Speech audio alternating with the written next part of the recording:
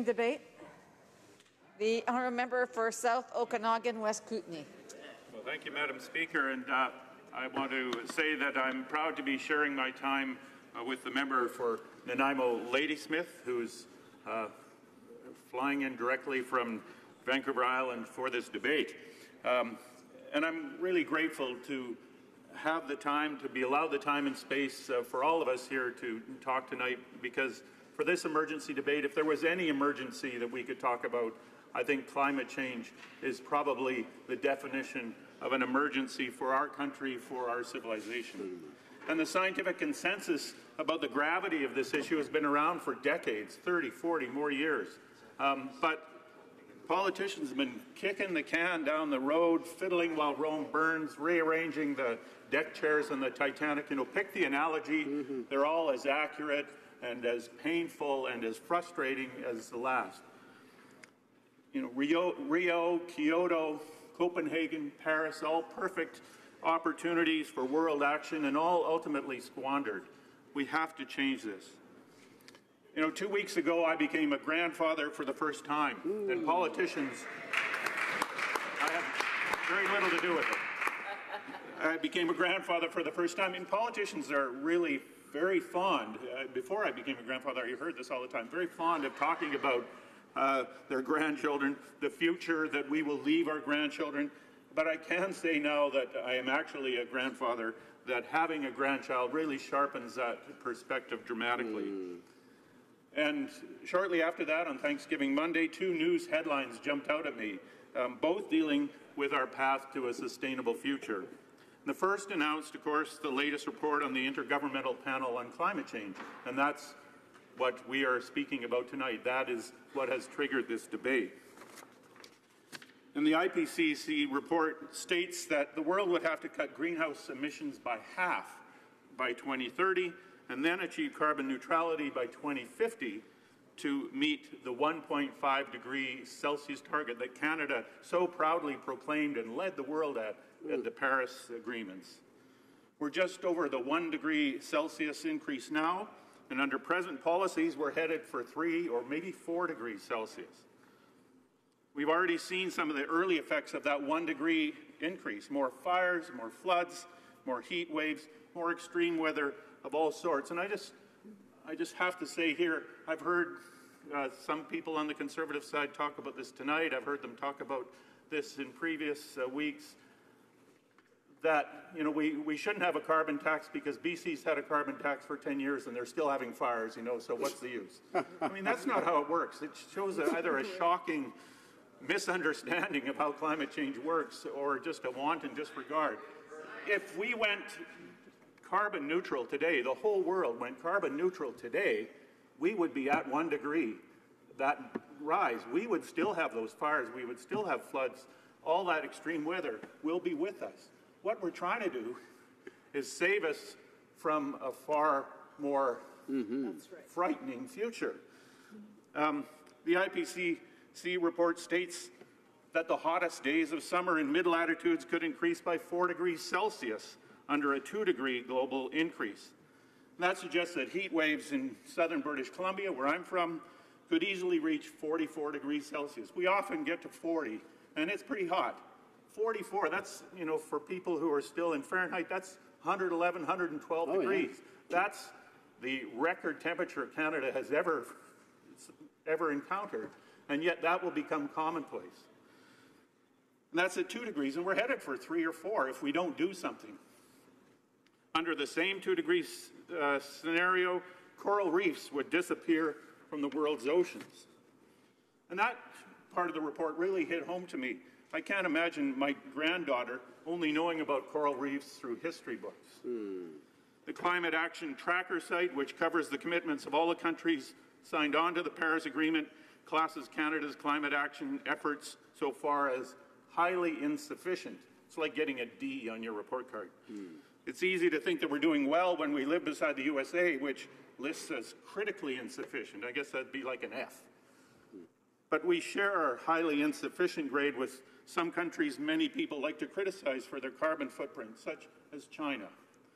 Most of the developed world, Europe, Australia, New Zealand, Brazil, Mexico, all rank above us. And one of the countries I often hear held up as a problem on the world climate action scene, India, is actually leading the pack in their policies and accomplishments.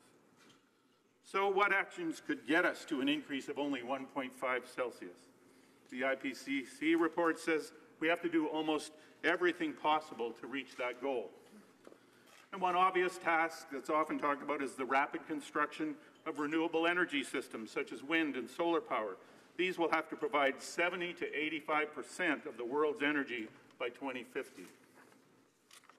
World transportation systems must be transformed from fossil fuels to electric to take advantage of that shift to renewables. Now, in June, I traveled to Argentina with the Minister of Natural Resources for the G20 energy meetings. The theme of the meetings was the grand transition to the carbon-free future. There, the Chinese minister talked of his country's bold action, moving directly from coal-fired plants to renewable energy. China has big plans to build ultra-high voltage power lines to bring that clean energy from the deserts of Western China to the industrial heartland of Eastern China by 2025. And by 2035, they plan to move that clean energy throughout Asia. The German minister agreed, pointing out that we could create clean energy where it is easiest to create, such as solar power in the Atacama deserts of Chile, and then transport that power around the world using hydrogen cells. The Japanese minister stood up and echoed those statements. The UK minister talked about his country's three-point plan of action, legislated targets, significant investments in clean tech, including $2 billion into electric vehicle infrastructure alone, and a real plan to create good jobs in the clean energy sector. And our Canadian minister talked about buying a pipeline. It was a real sort of head-slapping moment. We can do better. We have to do better. Instead of investing $4.5 billion in an old pipeline, we could copy the UK and spend $2 billion on building electric vehicle infrastructure across southern Canada. We could provide meaningful incentives for Canadians to switch to electric vehicles, just as Norway has done. We could invest billions in other clean tech projects across the country, providing good jobs for electricians, welders, boilermakers, steelworkers that would like to work in their hometowns rather than in remote camps. We often forget that buildings produce 40% of our carbon emissions. We must invest billions in building retrofits. We had a perfect model for such a program, the Eco Energy Retrofit Program, which helped hundreds of thousands of Canadians retrofit their homes, lowering their energy bills by 20%, creating thousands of good local jobs, reducing greenhouse gas emissions by 3 tons per year per house. The Conservative government cancelled that program. It was so popular, and the Liberals kicked it over to the provinces, and very few of them have picked it up. Ontario picked it up, but of course Doug Ford has cancelled that. These actions are investments. They cost money. And as Miles Allen, one of the IPCC report authors from Oxford, states, I think we need to start a debate about who's going to pay for it, whether it's right for the fossil fuel industry and its customers to be enjoying the benefits today and expecting the next generation to pay for cleaning it up.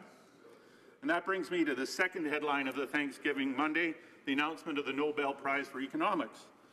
This year's winners were William Nordhaus and Paul Romer, honored for their work on sustainable growth. Nordhaus's work directly links to the report, the IPCC report. He has shown how a price on carbon is the most effective tool to quickly bring down greenhouse gas emissions. And I'm increasingly dismayed at Conservatives across this country, provincially and federally, fighting a price on carbon. The parties that take this position are ignoring the fact that carbon pricing is the easiest and most painless way to lower our carbon footprint.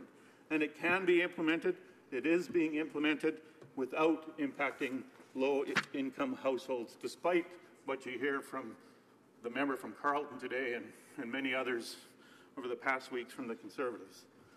When the Conservatives say they'll take action on climate change by other means, they don't tell us that those other means will cost Canadians, individuals, and companies more than the carbon price will. They would be harming our economy and our environment at the same time, and all for a short-term political gain. And I worry that they think that political gain is more important than the world they will leave our children. I worry that they're simply kicking the can down the road yet again, forcing my new granddaughter and others in her generation to pay for our laziness and greed. And I'm also left wondering if this Liberal government truly understands the gravity of this situation. It's long past the time to act. We can do this. We must act today. We must act together across this country and together around the world. Thank you. Bravo. Bravo.